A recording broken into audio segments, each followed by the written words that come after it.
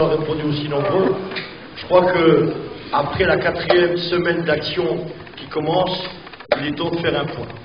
Et un point sur tous les sujets, y compris sur nos divergences, parce qu'on a des divergences. Aujourd'hui, il faut qu'on se dise la vérité. Et chacun devrait être confronté à sa propre conscience, et chacun devrait savoir à quel moment, comment et avec qui, de quel côté il doit être. Tout le monde connaît le vieil adage, il vaut mieux prévenir que guérir.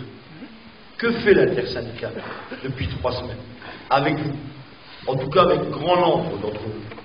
On essaye de ne pas être obligé, comme nos camarades de Liège, hélas, de se battre, non plus contre une fermeture définitive, elle est actée, mais pour essayer de se battre pour un reclassement qui est de plus en plus improbable, ou éventuellement pour que le montant du chèque soit le plus gros possible au moment où on va être licencié. Nous, on ne le veut pas de ça. On ne le veut pas et on sait que vous ne le voulez pas. Alors c'est quoi l'objectif de l'intersyndicale? Parce qu'il faut aussi remettre le combat au cœur de nos débats. Qu'est-ce qui s'est passé la semaine dernière? Parce que ce qui est quand même dramatique, et nous on vous sollicite, on vous en appelle à la raison. Ne tombez pas dans le piège que vous tend la direction, les amis. Ne tombez pas dans ce piège-là. Les Liégeois, les Espagnols, les Luxembourgeois demain, on leur a tenu le même discours. On leur a tenu le discours.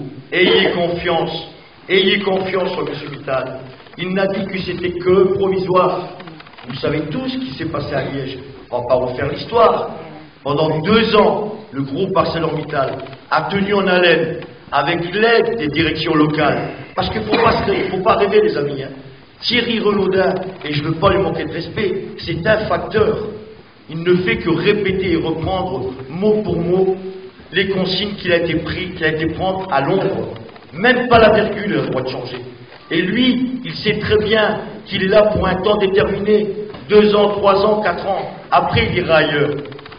C'est fini les patrons, les vrais patrons qu'on a eu avec qui on s'engueulait, mais qui étaient là sur le piquet de grève, avec nous, pour nous engueuler évidemment. Mais il venait, il avait le courage de venir débattre avec nous. Vous l'avez vu, vous, Thierry Renaudin? Non. Ben parce qu'il n'a pas le droit de venir causer avec nous. Il n'a pas le droit de causer avec vous.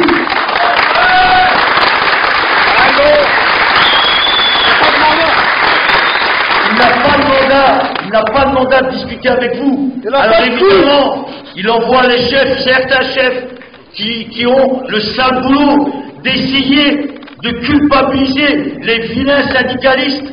C'est extraordinaire quand même. Mittal, de prédateur, on en fait une victime. Vous vous rendez compte? Nous, les méchants, on empêche de vendre des bobines. Vous vous rendez compte? Mais qu'est-ce qu'on a voulu démontrer par là?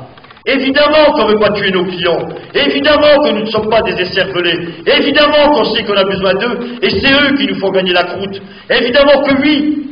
On a voulu montrer à Mittal que sans nous, il ne peut rien. C'est vous qui savez faire de l'acier, pas lui. On a voulu impliquer les clients dans le conflit, pas pour qu'ils arrêtent les chaînes, parce que vous avez vu que tout au long du blocage, de temps en temps, de manière parcimonieuse, certes, on a su lâcher quelques camions, parce qu'il y avait des clients, notamment comme Volkswagen, qui étaient en difficulté. Et évidemment, ils l'ont pas pris en compte. On n'est pas fous, on ne va pas tirer le balle dans le genou. Mais simplement, on souhaite que vous ayez conscience, et on n'est pas en train de faire de la politique politicienne. Oui, on rentre dans le débat politique, oui, mais pas plus à gauche qu'à droite. L'avenir de notre usine, elle appartient à tout le monde. Et nous, on rêve que demain, et c'est pas qu'un mot demain, il y ait l'unité autour de ce combat, qui est un combat juste et digne. Nous sommes dignes. Vous êtes dignes, les amis. Vous êtes... On essaye de vous convaincre que, hélas, on aimerait se tromper, mais hélas, c'est nous qui avons raison.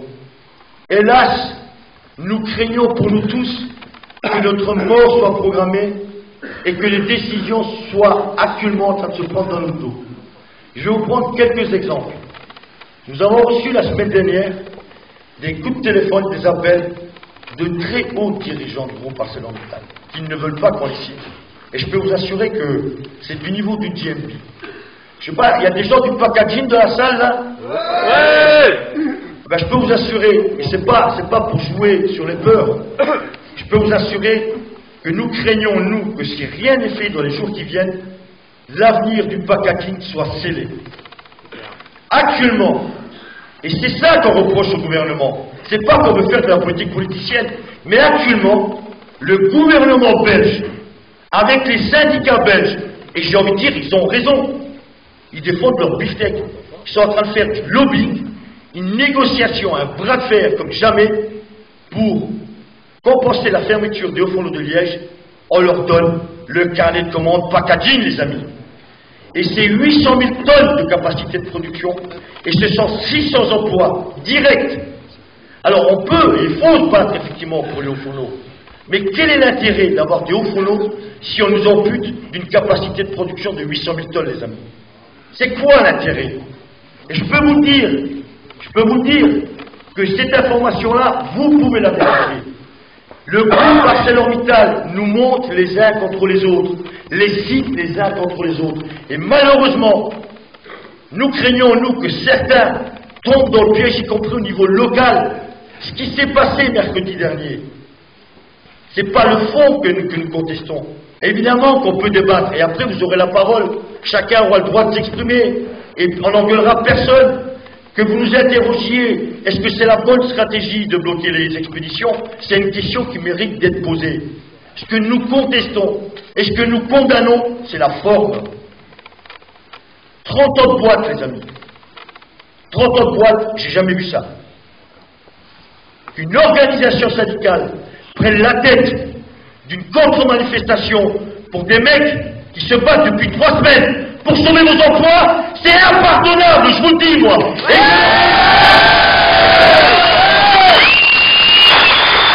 Professionnel, ça s'appelle une faute professionnelle. Trahison, exactement. Je ne sais pas employer le terme, mais bon. Bref, mais maintenant, et pour finir, parce que je ne veux pas m'obliger la parole, s'il y en a qui encore... C'est des mâches-moques de Mittal.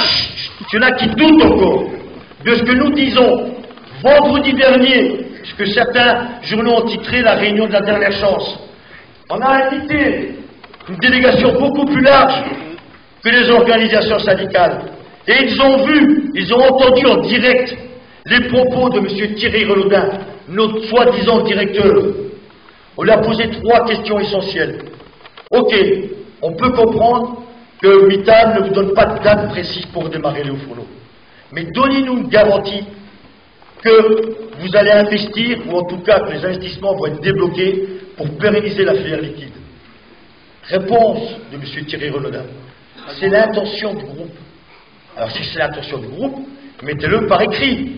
Non, j'ai pas mandat pour mettre ça par écrit. Premièrement, vous connaissez l'adage, hein? Les paroles s'envolent, les écrits restent. Hein? Deuxième demande. Garantissez-nous au moins que vous ne procéderez à aucune fermeture d'installation jusqu'au 31 mars 2013. Pourquoi le 31 mars? C'est le temps où nous sommes couverts par l'allocation APLD. Et attention, je vous mets en garde. Hein. Lorsqu'on dit qu'on ne peut pas licencier entre-temps, il y en a qui écrivent ça. Hein. Ils sont en train de vous enfumer. Hein. Ils peuvent licencier. La seule contrainte, c'est qu'ils remboursent les aides. Et deuxièmement, ne seraient, entre guillemets, protégés que ceux qui ont chômé. Les autres qui n'ont pas chômé, comme ils ne sont pas tenus avec la convention APLD, ils peuvent être licenciés du jour au lendemain. Mais, donc, deuxième question, pouvez-vous au moins nous garantir que jusqu'au 31 mars, le groupe ArcelorMittal ne va pas annoncer une fermeture définitive des sites? Réponse de M. Thierry Renaudin, c'est notre intention. Très bien, écrivez-le. Ah, j'ai pas mandat pour l'écrire. Non, mais chacun se fera l'idée qu'il voudra.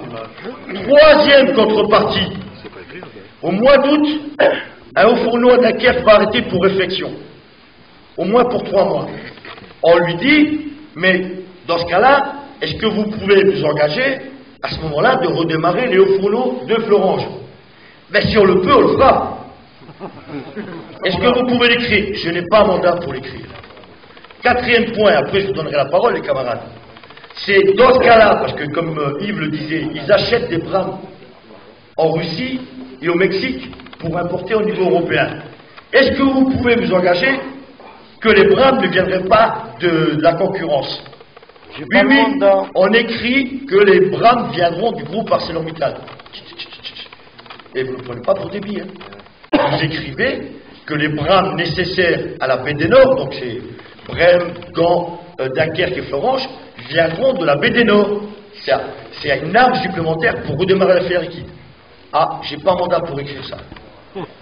Mais je vous rappelle, hein, les amis, hein, que des usines qui fabriquent des brames, il y en a partout sur tous les 5 continents. Hein. Elles peuvent venir de partout. Du Brésil, de l'Ukraine, de Pologne, de partout. Donc on n'a aucune garantie. Voilà, là, nous on juge des faits et pas des vues de l'esprit. On vous demande simplement, vous avez remarqué qu'on n'appelle pas la grève. Il y a des gens qui chôment, qui perdent de l'argent. On vous demande simplement de soutenir notre mouvement, votre présence aujourd'hui, et c'est bien, bravo, bravo à vous les amis, bravo. On se combat. Et on vous demande simplement de temps en temps venir partager un café, un croissant, une merguez, tiens, midi on a mangé de la paella. Là, on fait les choses bien quand même. On essaie d'avoir une carte variée. Eh bien, nous on vous demande d'avoir un combat varié les amis. Et on vous donne rendez-vous demain matin à 6h30 au local.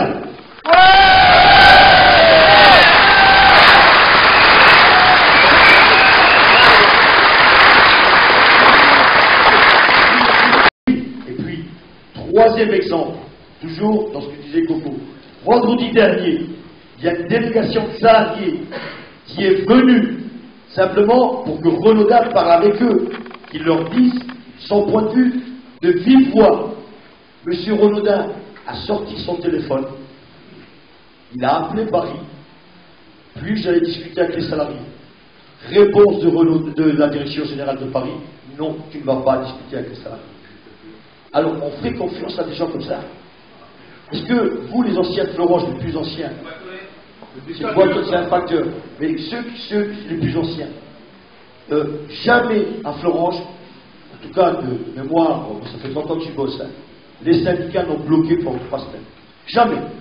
On a eu des conflits, un jour, 2 jours, c'était souvent pour du salaire. Hein. Là, on ne demande même pas une augmentation de salaire, on demande du travail. Est-ce que vous pensez sincèrement qu'ici, à cette tribune, il y a des esservelés qui ne comprennent rien, qui veulent foutre le feu à la vallée, qui veulent se tirer une balle dans le joue, qui veulent que leur famille soit dans la merde, qui veulent que leur usine disparaisse, qui veulent que les clients partent? Il y aurait des bons d'un côté, ceux qui ont tout compris, et les gueux que nous sommes. Réfléchissez 2 secondes. À votre avis, si on entame une telle bataille, croyez-vous que c'est parce que nous sommes en bonne santé? Croyez-vous que c'est parce que le site ne risque rien? Ben, c'est tout le contraire. Et nous, on veut simplement vous convaincre avec des arguments. Voilà quelques arguments. Après, si vous voulez, s'il y a des gens qui ont des questions chiffrées à poser, on est prêt à y répondre, y compris au niveau du chiffrage. Parce que les 17 millions, je ne sais plus qui l'a dit, je ne sais pas si c'est Valder ou Yves, ils ont raison. Lorsqu'on dit, certains disent, à quoi ça sert ce que vous faites? Reprenez la presse, 4 semaines en arrière. C'était 2 millions d'euros, seulement 6 semaines avant le top départ au fond l'eau. C'était ça, souvenez-vous les mecs. On a obtenu quoi? 2 millions d'euros tout de suite, et 17 millions. Et c'est grâce à Renaudin, c'est grâce à ceux qui sont en train de dire que nous sommes des méchants, on est en train de se battre, nous, pour obtenir des investissements, pour que notre boîte, elle vive. Donc les salauds, ils sont pas là, ils sont là-haut, les mecs.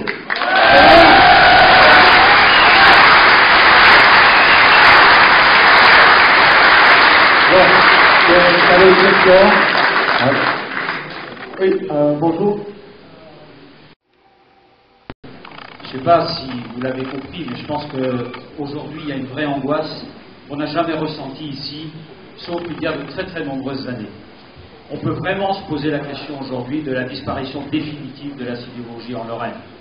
Et je crois qu'il faut qu'on change effectivement de niveau de combat. Alors c'est vrai qu'il faut que la French se mobilise, mais je pense qu'il faut que la mobilisation aille bien au-delà de la vallée de la French. C'est la Lorraine, mais il faut effectivement que nous interpellions le président de la région, qui est notre ami Jean-Pierre Masseret. Il faut que nous envisagions une délégation à Paris. Il serait temps, effectivement, il serait temps, mais peut-être qu'il serait temps aussi qu'ici, nous allions un peu au-delà de ce que nous avons fait jusqu'à présent. On a posé des questions, que ce soit ici ou à Paris. que ce soit Xavier Bertrand sur la politique de santé. Il ne faut pas se raconter d'histoire, ça ne sert à rien. Les mecs ne nous répondent pas. Il n'y a pas de politique de santé en France aujourd'hui. Il y a simplement la volonté de démanteler des hôpitaux qui existent pour les remettre aux cliniques privées. C'est tout. Il n'y a pas d'autre stratégie. Et sur la sidérurgie, c'est exactement la même. La stratégie, c'est de faire en sorte que les sites les plus rentables persistent et que les autres disparaissent. Et les sites les plus rentables pour eux aujourd'hui, ils sont dans les pays émergents, ils ne sont pas ici. Par contre, effectivement, c'est ici sans doute qu'on fait le meilleur acier. Et il faut que nous le fassions savoir bien au-delà de cette vallée. Parce que si on continue de manifester uniquement dans cette vallée, mais il ne se passera rien, on sera dans une réserve d'Indiens. Et il y en a d'autres dans la vallée de l'Orne. Moi, j'ai travaillé dans la vallée de l'Orne à une certaine époque. Ils se sont battus. Mais qu'est-ce qui reste aujourd'hui dans la vallée de l'Orne? Il y a le LCB, il y a l'agglomération, mais c'est tout. Il ne reste rien autrement. Donc, au point où nous en sommes aujourd'hui, avec les gens qui vous dirigent, Bourrier, je l'ai rencontré une dizaine de fois, votre patron, je crois qu'il dirige 20 000 personnes à peu près.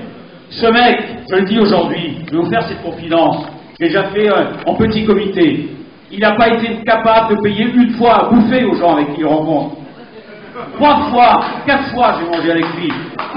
Il a demandé, non mais écoutez, il a demandé à être mis en relation avec le président du conseil général, avec le président du conseil régional, pour obtenir du fric pour Ulcos, parce qu'il n'était pas certain de l'avoir. C'est donc nous qui avons fait le lien. Eh bien, lorsqu'on est reparti, Eric Marocchini, qui est dans la salle le sait, c'est mon assistant, lorsqu'on est reparti, on a mangé une fois à l'Assemblée nationale, une deuxième fois dans un resto à Paris, une troisième fois à la gare de Metz, il n'a pas été capable une seule fois de payer son repas. On a payé son repas. Il faut quand même que vous le sachiez, cette société n'a même pas la courtoisie de respecter les représentants syndicaux, les représentants politiques. Ce sont effectivement, de ce point de vue-là, ce sont aujourd'hui des rapaces. C'est tout. Alors moi je pense qu'aujourd'hui, il faut que la mobilisation se fasse aussi ailleurs que sur ce territoire. La semaine prochaine, je rencontre le ministre luxembourgeois du Travail, à sa demande, parce que les luxembourgeois eux-mêmes sont inquiets. Et vous savez pourquoi? Ça ne va pas mieux chez eux que chez nous. Donc la mobilisation doit être générale. Moi je vois qu'il faut qu'on aille au-delà de cette vallée, sans doute à Paris, sans doute ailleurs, qu'on refasse peut-être ce qu'on a fait il y a quelques mois à Hayange, avec l'ensemble des salariés, pas seulement de la sidérurgie, mais peut-être, Patrick Perron a raison, aussi des hôpitaux, parce qu'on est à peu près dans la même situation. Il n'y a pas non plus de politique de santé, il n'y a pas de politique industrielle, il n'y a pas de politique de santé. Alors je sais que le moment est difficile, parce qu'on est dans une période électorale, et que donc les gouvernements, évidemment, vont voter en touche. Ceci étant dit, ils ne savent et ils n'écouteront que la mobilisation. Et je crois qu'il faut qu'on aille au-delà de cette vallée. Si on reste entre nous, je pense que ça ne passera pas. Après, vous l'avez fait, je crois, intelligemment, il faut faire des opérations de coup de poing. Il ne faut jamais lâcher. Si on lâche, on est foutu. Et on n'obtiendra plus rien. Donc moi, je vous invite à continuer dans l'intersyndicale, parce qu'il n'y a pas d'autre solution. Et nous, on relaiera. On l'a fait pour François Hollande, on le fera pour d'autres s'il le faut, parce qu'il n'y a pas que votre dossier, il y en a beaucoup d'autres qui sont en attente. Voilà, je vous remercie. De Florence. Donc vous voyez que les combats parfois ont des suites et des répercussions importantes, parce que sans ce combat-là, je pense que, y compris notre usine aujourd'hui, n'existerait plus. Donc voilà, les luttes, elles servent à quelque chose, ça il faut qu'on les en mémoire toujours. Alors les élus, un élu sidérurgiste, je crois que je vais être un des rares dans la vallée de la Pêche à avoir le mandat de la population et le mandat des travailleurs, parce que je suis toujours encore un élu du personnel aussi dans l'usine. Évidemment, on est mobilisé parce qu'on est là avec vous, mais la question qui a été posée, elle est judicieuse. Il y a déjà eu une manifestation ensemble qui avait été à Hayange avec un rassemblement des élus, des sidérurgistes. Ça a déjà existé. La situation était déjà très compliquée, mais aujourd'hui elle est plus grave, parce qu'aujourd'hui on parle carrément d'avenir de notre entreprise qui est posée en grand. Donc évidemment, c'est une question qu'on est obligé d'entendre. Je pense que au-delà des propos qu'on a ici, nous allons nous réunir, et très souvent, tout à l'heure, on va se voir les maires de la vallée de la Pêche sous la responsabilité de Philippe Farion.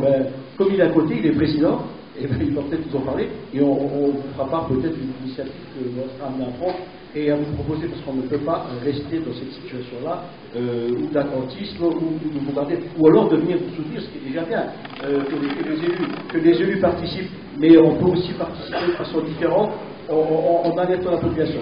Je profite, mes amis, d'avoir le micro pour vous dire que quand on est élu, il y a parfois d'autres combats qui se mènent devant vos yeux et que peut-être pris dans le ventre, vous n'apercevez pas. Je profite d'avoir le micro, ce n'était pas prévu, mais je vais le dire. À 1,5 km ici, héritage des Devindel, les maîtres des forges, les patrons de la sidérurgie d'alors, nous ont laissé des hôpitaux. Aujourd'hui, ces hôpitaux sont en train de crever, ils sont tués par une politique qui est aussi financière, la même qui tue nos usines, c'est l'argent derrière tout ça. Hein. Et donc cet hôpital, qui est l'hôpital d'Ayange, est en train de mourir, et les gens se battent depuis 6 mois. Depuis 6 mois, ils se battent. Et j'ai écrit, j'ai parlé avec les responsables de chaque organisation syndicale en les appelant à faire comme la population le fait avec vous, à avoir un geste de solidarité. Donc je profite pour dire que vous avez pris un certain nombre d'initiatives. J'ai vu que le 16, vous n'aviez rien annoncé. Donc moi, je vous appelle le 16 à 17h. Venez à Thionville. Venez devant l'hôpital Le Quem à Thionville. Venez montrer votre solidarité avec ces infirmiers, avec ces aides-soignants, avec ce personnel de santé qui se bat pour préserver leur outil de travail et leur emploi. Et ces gens-là nous soignent la sidérurgie.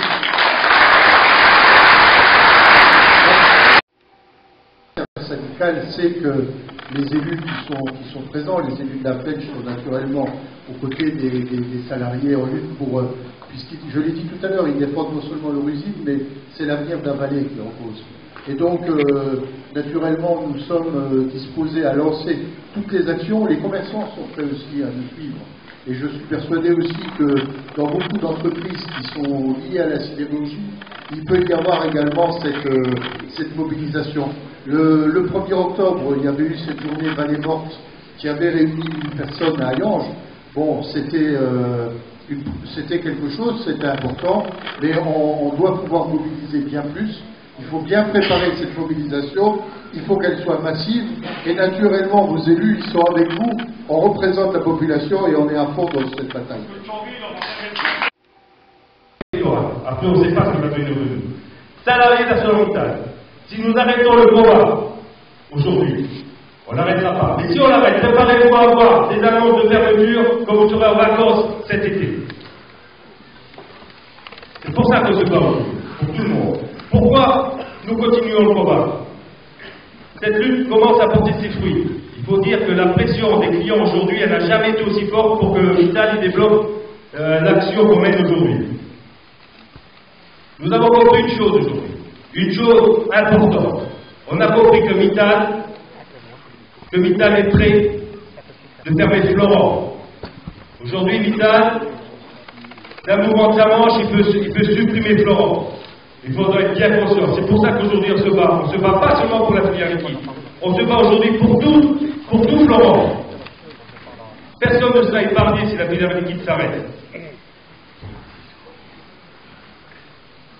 Aujourd'hui, la question de continuer le combat se pose. Non, Mittal ne pourra pas nous éliminer. Nous avons encore une filière prête à démarrer, une filière liquide, une filière Tolfin Industrie, et aussi la boîte de conserve. Nous avons encore 3 millions d'emplois à protéger de ce flou d'argent. Est-ce que le combat va continuer? Ouais! Ok, message est reçu. Et j'ai vu que ça soit un handicap. Aujourd'hui, quand on parle des hauts fourneaux, de l'agglomération, du packaging, du froid, c'est un tout que ceux qui sont absents aujourd'hui et qui nous regardent comprennent bien qu'une chose, c'est qu'en termes d'annonces graves qui pourraient être faites dans les jours, dans les mois qui viennent, aujourd'hui, c'est le show, c'est le packaging qui risque d'avoir une fermeture. Mais à très court terme, les gens des grands bureaux, et ainsi de suite, dans un délai restreint, ils vont être impactés, il ne faut pas qu'ils rêvent. La stratégie de Mittal aujourd'hui, c'est la rentabilité à court terme. C'est la marge au détriment des volumes. C'est ça qu'il faut que vous compreniez, salariés, aujourd'hui.